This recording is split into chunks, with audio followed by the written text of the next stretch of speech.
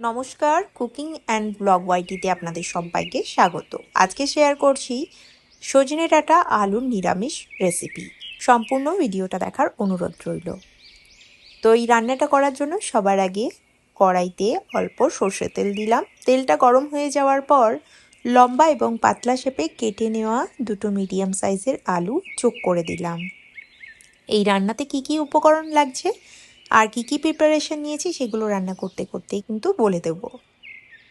তো এবার এর মধ্যে আমি 1 চামচ লবণ আর হাফ চামচ মতন হলুদ গুঁড়ো যোগ করলাম।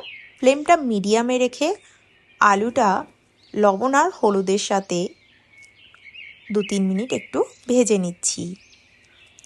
এবার এর মধ্যে যোগ করে দেব সজনে ডাঁটা। আমি এখানে 4টে সজনে ডাঁটাকে খোসা ছাড়িয়ে নর্মাল শেপে কেটে নিয়েছি। এর থেকেও ছোট বা বড় শেপ যে যেমন শেপ রাখতে চান সেইভাবে কেটে নিতে পারেন।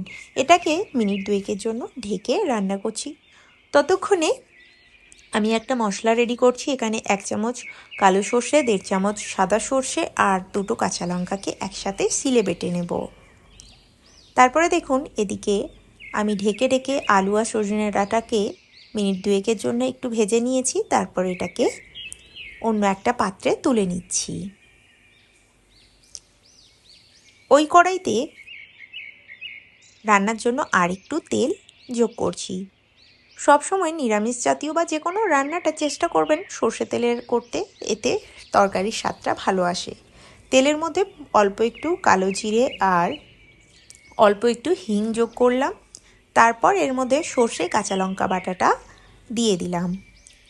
এরই সাথে দিয়ে দেব টমেটো। আমি এখানে 2টো মিডিয়াম সাইজের টমেটোকে একটু গ্রেড করে নিয়েছি। আপনারা চাইলে এটা মিক্সিতে পেস্ট করে নিতে পারেন বা একদম মিহি করে ছোট ছোট করে কুচিয়েও যোগ করতে পারেন, তবে এইভাবে গ্রেড করে নিলে বেশ ভালো হয়।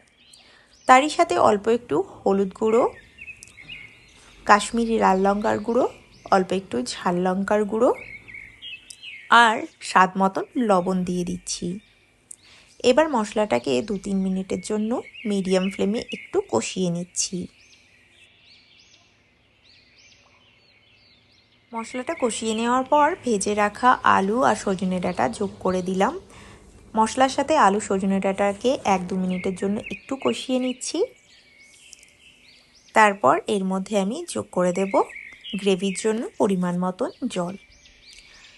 আমি শিলটা বাটার পর শিল ধোয়া জলটাও কিন্তু যোগ করে দিলাম। এবার এর মধ্যে 2টো চেরা কাঁচা লঙ্কা যোগ করে ঢেকে 10-12 মিনিটের জন্য রান্না করে নেব।